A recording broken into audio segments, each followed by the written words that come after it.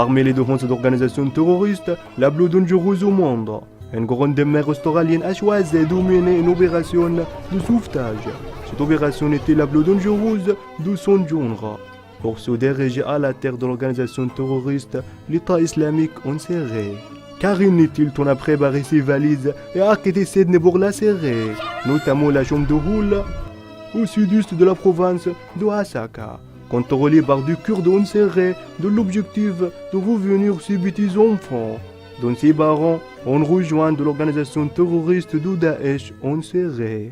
La grande mère Karen a commencé à rechercher de ses petits enfants, ou plutôt ce que restait de ses petits enfants à sa fille Tara, décédée des suites des maladies pendant le séjour de la famille dans la ville irakienne de Mossoul, qu'elle était soumise à la reine de Daesh.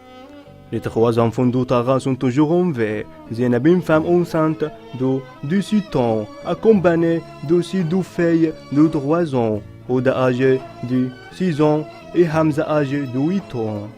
Zainab a été l'incarnation la plus tragique, catastrophique. Une adolescente avec 2 enfants à l'âge de 13 ans et la mariée à 2 amis de son père. Mais qu'elles ont été tuées de suite. Elle est enceinte de son 3e enfant. Alors l'histoire a commencé en 2000 lorsque Tara a quitté la maison de sa mère.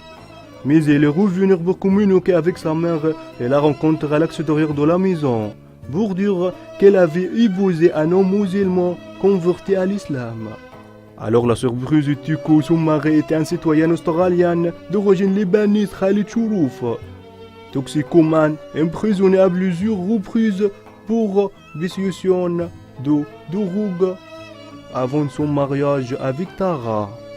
Khalid Chourouf a été reconnu pour son extrémisme religieux et a été de nouveau emprisonné pour avoir planifié avec un groupe djihadiste afin d'exécuter des opérations terroristes en Australie.